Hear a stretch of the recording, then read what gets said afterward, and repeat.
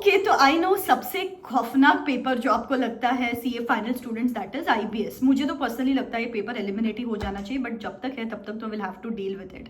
अभी इसको कैसे डील करना है, इसलिए आईसीआई बोर्ड ऑफ स्टडीज ने ना रिसेंटली एक वेबिनार कंडक्ट किया था जहाँ पे they mention some things in detail कि कौन से इंपॉर्टेंट कॉन्सेप्ट्स है जिसपे क्वेश्चन आने के चांसेस है अपकमिंग एग्जामिनेशन में। एग्जाम के एक दिन पहले आपको कैसे पढ़ना चाहिए, केस स्टडीज कैसे अटेम्प्ट करनी चाहिए, टाइम मैनेजमेंट किस तरीके से होना चाहिए, कौन सी बुक्स कैरी करनी चाहिए एग्जामिनेशन हॉल में, रिस्पेक्टिव वेटेज क्या है हर सब्जेक्ट वाइज, बहुत ही डिटेल में उन्होंने बातें बताई। तो I am going to be telling about दो समरी पॉइंटर्स जो मुझे यूजफुल लगता है, जो आपको हेल्प करेगा to do this IBS vast syllabus with the limited time left. अभी आईबीएस के लिए देखो, for the students who are going for both the groups, आपको तो कोई टेंशन ही नहीं है, आपको हर सब्जेक्ट का नॉलेज है फॉर दैट मैटर। अगर आपके पास एक्स्ट्रा टाइम है तो एससीएमपी और लॉ के अगर कॉन्सेप्ट लेक्चर्स देख सकते हो, केस स्टडी डाइजेस्ट जितनी सॉल्व कर सकते हो उतना ज्यादा अच्छा है।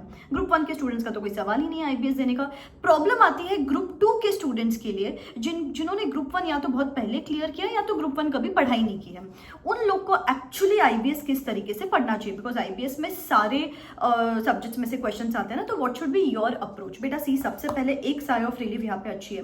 ग्रुप 1 में से एक 40 मार्क का आता है पेपर, ग्रुप 2 में से एक 40 मार्क्स का पेपर आता है, और जो सेल्फ पेस्ड मॉड्यूल्स है उसमें से 40 मार्क्स का पेपर आता है। तो the good thing is DT IDT तो आप पढ़ ही रहे हो। ग्रुप 1 अभी नहीं पढ़ सकते हो, तो what we are going to do is we are going to target SCMP and law. SCMP और लॉ अपन अगर पढ़ेंगे तो फिर काफी हद तक एक 70-75 मार्क्स का पेपर तो अपने कंट्रोल में रहेगा।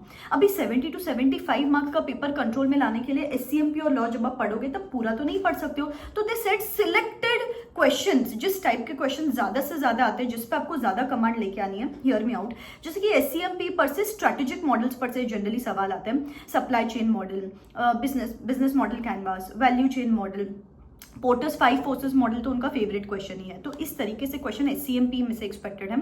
लॉ में they frequently stress upon FEMA, SEBI LODR provisions, corporate governance पर से क्वेश्चंस आने के चांसेस है अपकमिंग एग्जामिनेशंस में भी।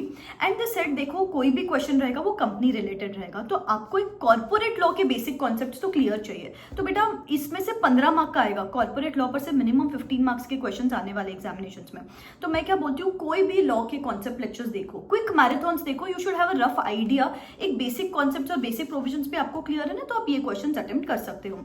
अगर आपके पास एक्स्ट्रा टाइम बचता है और अगर आपको ग्रुप 1 में से कुछ करना है, तो आई वुड से या तो ऑडिट करो, बिकॉज यहाँ पे कैलकुलेशंस और कॉन्सेप्ट्स इन्वॉल्व नहीं है, उसके कॉन्सेप्ट लेक्चर्स देख सकते हो, या तो एएफएम करो। एएफएम पर से भी फॉरेक्स पर से क्वेश्चंस आने के चांसेस है, एंड थियोरी क्वेश्चन एक्सपेक्टेड है। जैसे फॉरेक्स में से 5 से 10 मार्क का आता है, थियोरी पर से 5 मार्क का आता है। तो अगर ये सिर्फ करोगे फॉरेक्स और theory areas of AFM, then too you are good to go for the upcoming examinations. अभी उन्होंने क्या बोला, हमने आरटीपी एमटीपी में नए क्वेश्चंस डाले इस बार, अच्छे केस स्टडीज डाले हैं, तो you can refer to that as well.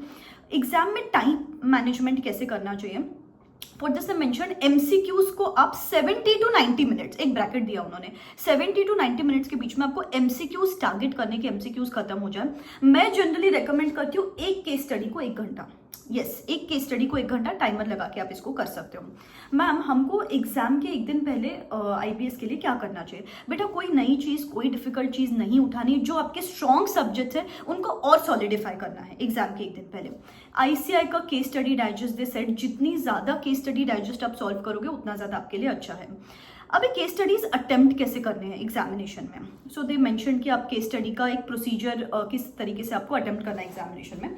सबसे पहले read the requirement of the question कि पूछा क्या गया है, उसके बाद रीड दैट केस स्टडी। और जब केस स्टडी आप रीड करते हो ना, बड़ी केस स्टडीज होती है, साइड बाय साइड एक स्केच ड्रॉ करो केस स्टडी का, कुछ भी आपके रफ वर्क में एक डायग्राम ड्रॉ करो, या फिर कुछ भी आपको टेबल वगैरह ड्रॉ करना है, सो दैट आपको वो डायग्राम देख के ही समझ जाए कि अच्छा ये था इस केस स्टडी में, बार बार उसको पढ़ना ना पड़े, नहीं तो उसमें काफी सारा टाइम वेस्ट होता है। उसके बाद लिखो, जो भी पूछा था उसको लिखो। They said underline keywords and technical words, specifically they mention अगर कीवर्ड्स और टेक्निकल वर्ड्स हाईलाइटेड होते हैं तो आपको you serve that paper on that examiners platter, तो उसमें प्रेजेंटेशन भी बढ़ जाता है। तो हो सके तो कर लो यार, वो स्पेसिफिकली मेंशन कर रहे हैं यहाँ पे। उसके बाद कंक्लूजन लिखना मैंडेटरी है, वेरी इंपॉर्टेंट।